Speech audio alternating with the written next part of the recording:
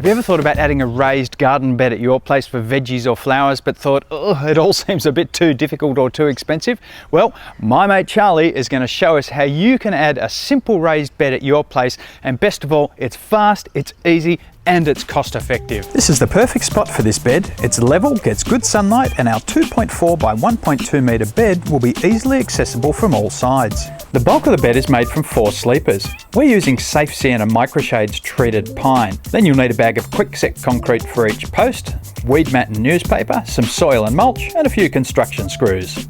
And this is what makes this project so easy. Retain it corner posts. The sleepers just slot right into them. Start by deciding on the exact location for your bed and then mark for the first post. We're keeping cuts to a minimum by making our bed the same length as the sleepers. Dig the first post hole. Position the post, and while checking level, add the quickset and water before tamping down. And here's one of the best things about these posts. Now you can just position a sleeper, mark for the next post hole, and dig before adding the next corner post. Super fast. While Charlie was busy with the bed, I got busy cleaning up the blockwork to get things nice and tidy.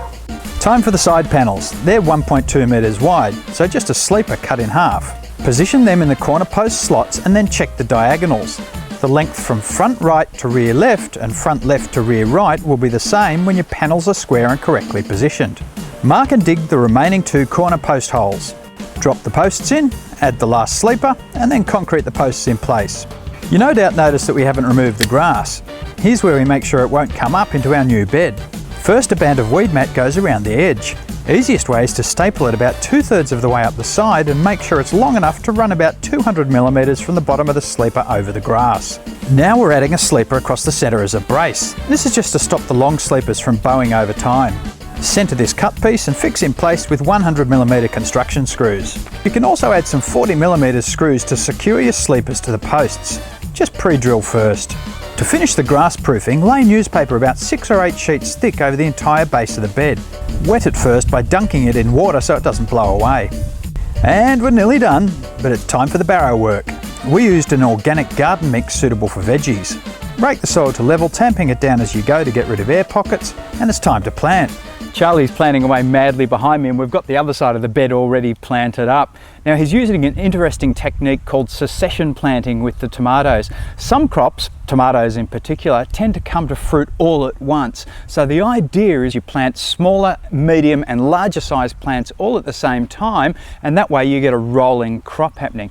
The other technique you can use is to get a couple of plants early in the season, then a month later you put some more in, and then a month after that you put some more in again, and that'll give you rolling crops as well. Once everything's planted, adding a quality slow release organic fertilizer will make sure your soil and plants are well fed for months to come. Need to mulch, of course, to retain moisture. We're using loosened garden mulch as it adds nutrients like nitrogen as it breaks down. It's important to stake and tie plants that need support at planting time. This way you won't damage roots by hammering in stakes later. Time for a good watering, and that's it. From a boring and unproductive spot of grass to a beautiful new veggie patch in just a couple of hours. Love it.